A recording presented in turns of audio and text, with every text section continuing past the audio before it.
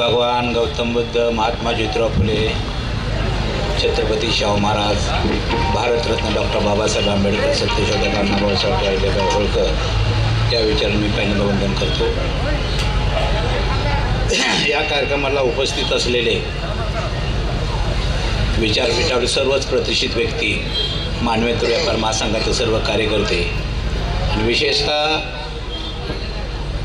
या कार्यक्रमाचं आयोजन नियोजन करणारे विकास अवघडे, सुरेश आवळे, आमचे भिकाजी तात्या आणि त्यांचे सर्व सहकारी आणि माझ्या जमलेल्या बंधू आणि भगिनी. खरं तर अशा सभा गावागावावर तालुक्यावर व्हायला पाहिजे.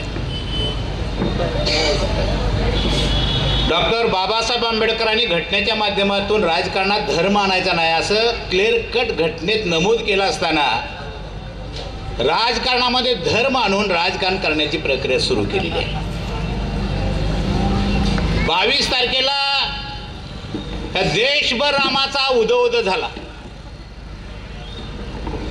एका वर्षात राम मंदिर उभं केलं.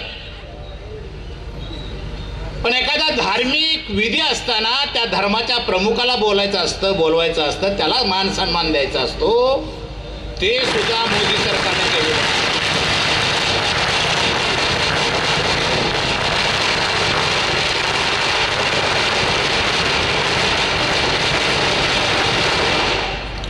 त्या हिंदू धर्माचे सगळे संत महंत शंकराचार्य बाजूला ठेवून रामाला घेऊन मोदीच एकटे चालले.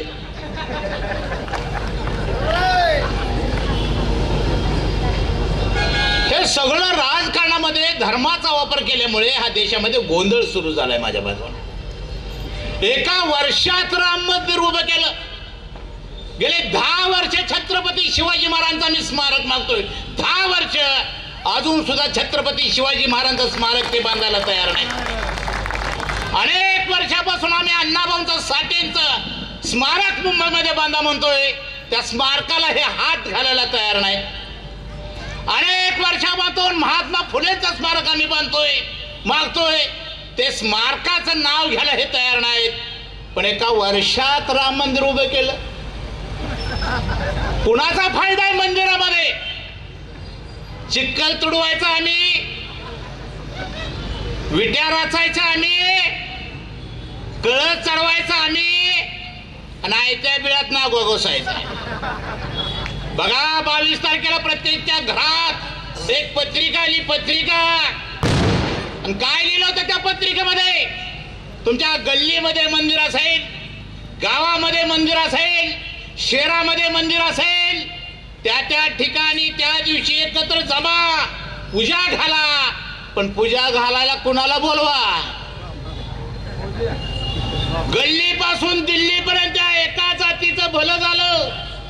सगळा पैसा त्यांच्या घरात गेला आणि आमच्या हातात भिकेचं कटोर आलं.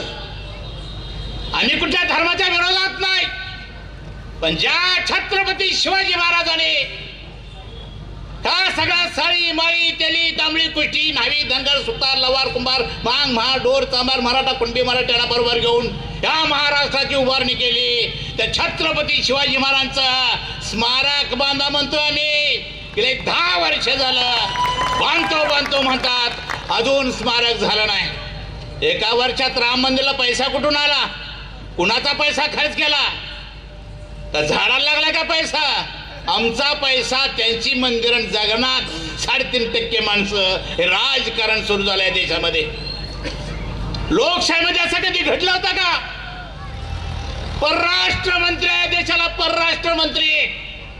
परदेशामध्ये जे काय चर्चा करायच्या, विचार विनिमय करायचा, त्याच्यासाठी परराष्ट्र मंत्री परदेशात जायला पाहिजे. हाय का माहित तुम्हाला परराष्ट्र मंत्री कोण? कायमी विमानात मोदीच आहे.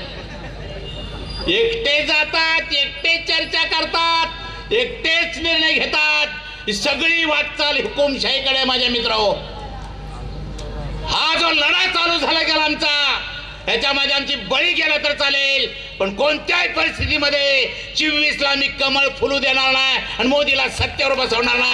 अशा पद्धतीने काय करतात मोदी, काय करतात शाह, कोणत्याही जनतेसाठी निर्णय घेतले सांगा ना. मोदी म्हणतात आर्थिक दृष्ट्या भारत 5 नंबरला गेलाय, 5 नंबरला. माझ्या मित्रा खोट आहे ते. महासत्तेमध्ये भारत 5 नंबरला गेलाय असा जगभर डोंगारा पिटला जातोय. खोट आहे ते. काढा यादी. पर डोई उत्पन्न, पर हेड उत्पन्नाची यादी डिक्लेअर झाल्या देशाची, जगाची. त्या जगाच्या यादीमध्ये भारत 144 नंबरला आहे. म्हणजे आमचं